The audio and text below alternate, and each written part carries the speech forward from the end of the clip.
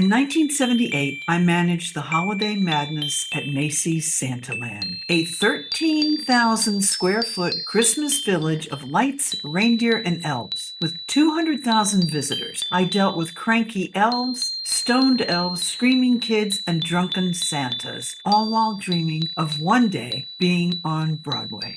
Stay tuned.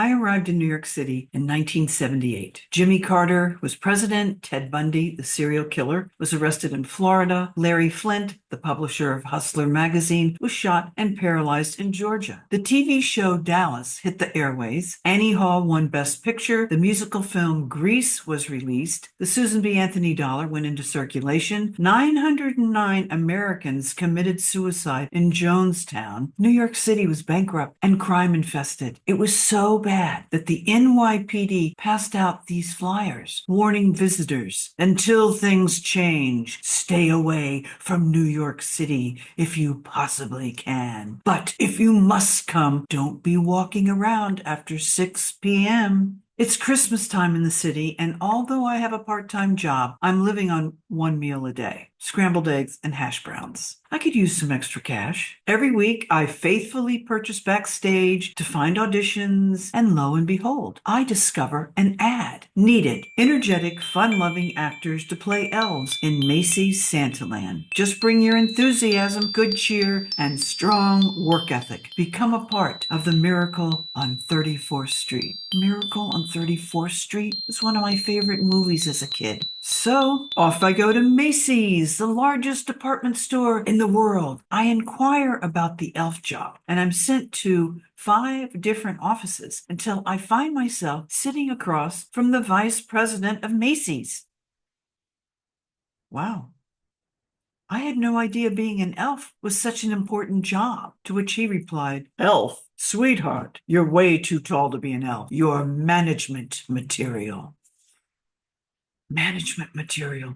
Of course, I breezed through my management training with flying colors, and once completed, I'm awarded a white flower. This is me doing my Santaland piece in my solo play, My Life in the Trenches. It's official. I'm now one of the managers of Macy's Santaland. I don't remember what I was making, but it wasn't much. In October of 1978, the minimum wage jumped from $2.30 an hour to $2.65 an hour. And as a white flower, I was probably making minimum wage. To put this into perspective, a subway token was 50 cents per ride. Santaland opens the day after Thanksgiving. The North Pole Village is a winter wonderland with twinkling lights, trees, snow-capped mountains, a train display, candy castle, live elves, and of course, the piece de resistance, Santa. We actually had a bunch of different Santas. Each one has their very own Santa hut. We have a black Santa, white Santas, a woman Santa. But John Q. Public will never realize that we have more than one Santa, because the line snakes through the village like a river until it reaches a certain point, then it breaks into tributaries where an elf will guide you to the next available Santa. It's all done very discreetly and joyously. Of course, our best Santa is Santa Bob. He's plump, sparkling eyes, a jolly laugh. He's adorable. The only problem is sometimes he's a bit intoxicated, which kind of works, keeps his cheeks nice and rosy. Nothing I can do about it. I mean, Santas aren't my domain. They're independent contractors. Who cares, right? As long as no one complains. We need all the Santas we can get, because this time of year, Santas are in high demand and short supply, and this joint's jumping from the time we open until the time we close. People come from all over the world to walk through the maze and have their photo taken with Santa. It's not just kids. Here's my photo. At some point, Betsy Johnson, the fashion designer, showed up to have her picture taken with Santa. No one recognized her.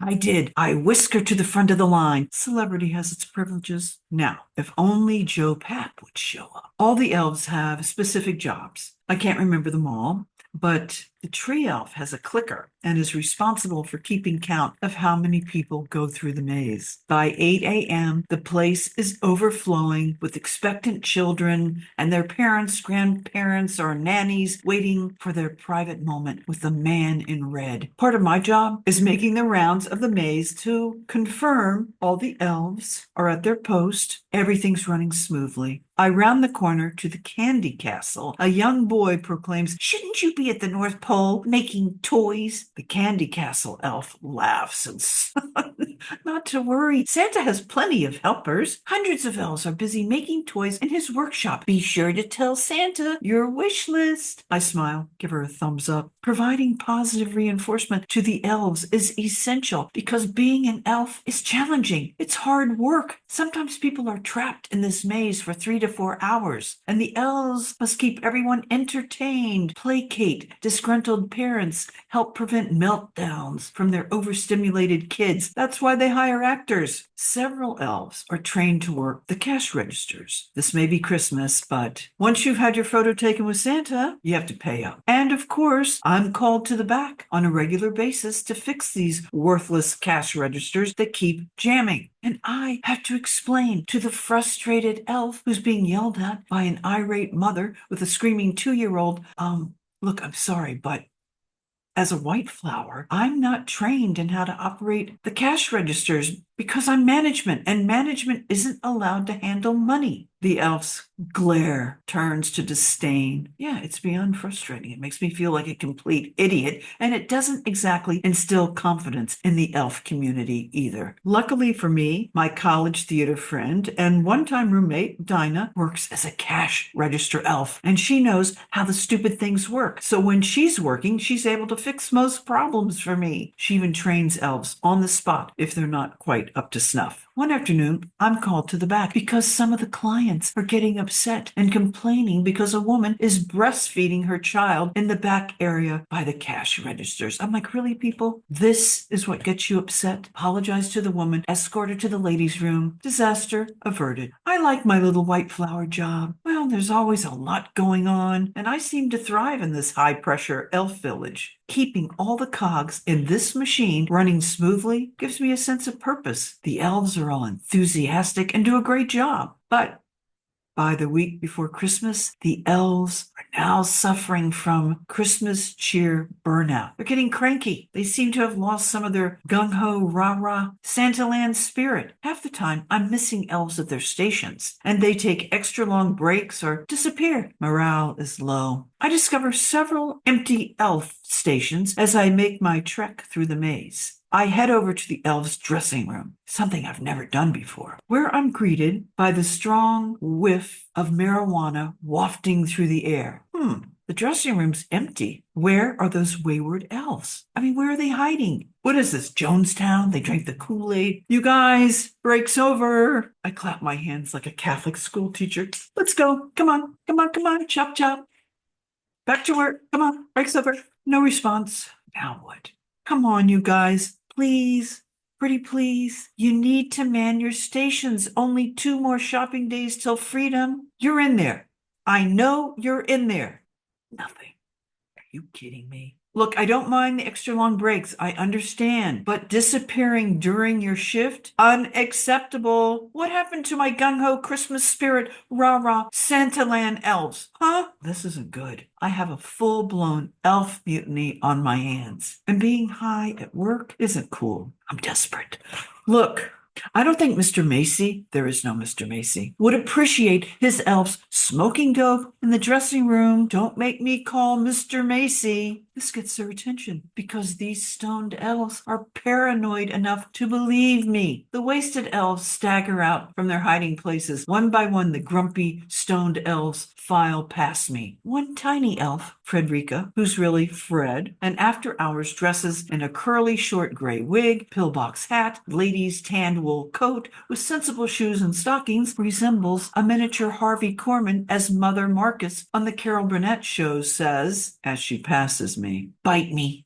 I love you too, Frederica, but don't mess with me or I'll tell everyone you're really a man. After my Santaland gigs completed and all the Santas and elves have been dismissed, I'm called upstairs by the head of the special events department at Macy's. Her name's Jean. She's in charge of the Macy's Thanksgiving Day Parade, among other things. Her office is a huge cavernous room, and she's illuminated by the dull gray light streaming through the not-so-clean, massive floor-to-ceiling windows behind her. Jill, we're really impressed with you. We'd like to offer you a full-time position at Macy's, right here in the special events department. You'd be working on the Macy's Thanksgiving Day Parade. Gosh, I'm flattered, but I'm an actress. Ah, yes. She smiles a knowing, condescending smile. I was an actress once too, but I prefer to eat. Well, I just moved here, and my dream is to be on Broadway. Listen, Jill, this is Macy's, the biggest show on Broadway. Thank you for your offer, but I'm going to pass. As I exit Macy's to attend my rehearsal for The Man Who Was Dracula on Theater Row, there's a dusting of snow on the ground and flurries in the air. I love this time of year. Life is full of possibilities and magic, and I'm excited about what the future holds for me. In 1996, David Sedaris premiered his one-man solo play, The Santaland Diaries, about his adventures as a Christmas elf at Macy's. I was performing my Santaland experience as part of my solo play, My Life in the Trenches, around the same time. Thanks for watching, you guys. I so appreciate it. Oh, wait a minute. I have to show you something. Hold on. Okay, so I wanted to thank you guys so much. I received this email from YouTube, and in it was this. And it said that this month on my channel, I received 541 new subscribers. Thank you very, very much. And I had almost 43,000 views and 176.4 thousand minutes watched. So, wow, this is exciting. So I wanted to thank all of you who subscribe and view and watch my channel. And I love all the comments. I really appreciate you being here so much. And let me know in the comments if you've ever visited or worked at Macys Santaland or some other crazy job like that. And don't forget to like, subscribe, hit the notification button. And that's it. I'll see you next week. Thank you guys so much. Take care.